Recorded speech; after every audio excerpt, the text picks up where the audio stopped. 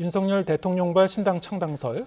자, 여기에 대해서는 상당히 좀 전망이 엇갈리는데 이미 어려워요. 동력을 잃어버렸다 이런 잃었어요. 그 의견도 있고 맞아요. 하지만은 아까 말씀하신 대로 연말까지의 이제 여론의 이 추이를 봐서 그런 목소리가 또 커질 수도 있고 그렇게 되면은 김기현 대표 체제로 총선을 가져가기 어렵다고 판단되면은 달리 판단할 것이다. 어떻게 보십니까? 근데 지금 대통령실과 네. 여권, 여당이 어려운 게 김기현 당대표 탓만은 아니잖아요. 대통령에 대한 부정평가가 지속적으로 너무 높아요. 예. 그런 상황에서 윤석열 신당을 딱 만들면은 갑자기 부정평가가 줄어들고 와 대통령 당 우리 밀어줘야지 이런 분위기가 갑자기 나올까요? 그래서 저는 윤석열발 신당은 만들어지기가 어렵다. 왜냐? 여론의 뒷받침을 받기가 어렵기 때문에 결국에는 윤석열 대통령이 선택할 수 있는 것은 당명을 바꾸거나 예.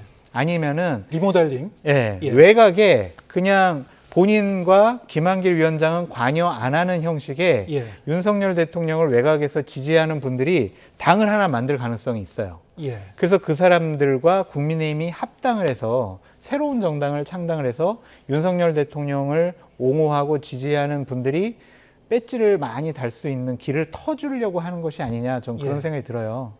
그래서 새로운 당이 하나 만들어질 가능성은 배제할 수가 없다라고 말씀드려요. 아까 그 국민통합위원회 만찬에서의 그 장면, 아까 말씀하신 대로 김한길 위원장에 대한 그 미안한 마음을 담은 네. 발언이었다.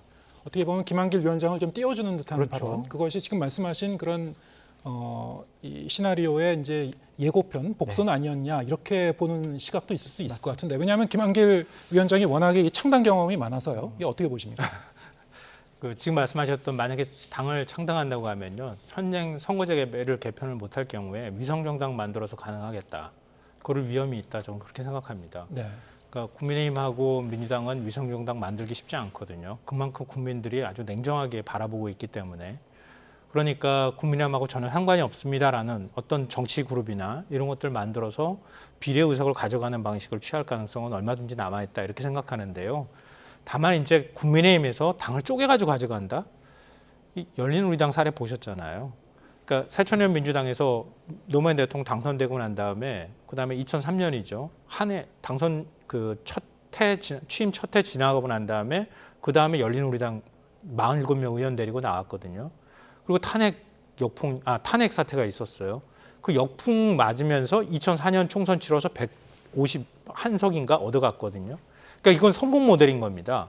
근데 윤석열 대통령이 지금 만약에 당을 분당을 해가지고 내년 총선에서 몇 석을 의미 있게 가져갈지는 모르겠지만 만약에 많은 의석을 가져가지 못한다 그러면 기존 보수 세력도 자기의 적으로 돌릴 가능성이 있잖아요.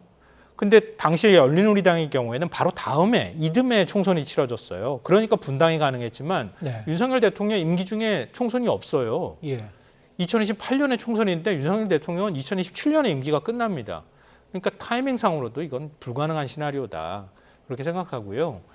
그리고 유승민 의원하고 뭐 이준석 전 대표가 당 만드는 거는 가능한 시나리오일 수 있겠다 이런 생각하는데요. 왜냐하면 2017년에 오자 구도가 만들어졌었잖아요. 문재인, 홍준표, 그다음에 유승민, 안철수, 심상정. 그때 득표했었던 게 6.76%였습니다. 그러니까 유승민 의원이 움직일 때 합리적 보수층은 그 정도는 남아있다는 뜻이기도 할 것 같거든요. 예. 근데 만약에 그 당을 뛰쳐나가서 새로운 당을 만들었다고 하면 그 정도 지지율은 얻을 가능성이 있다. 그리고 지역구에서 몇 석이나 의미 있는 승리를 거두게 될 경우에는 원내 진입도 충분히 가능하다. 그러면서 검토가 될 가능성이 있다 이렇게 생각합니다.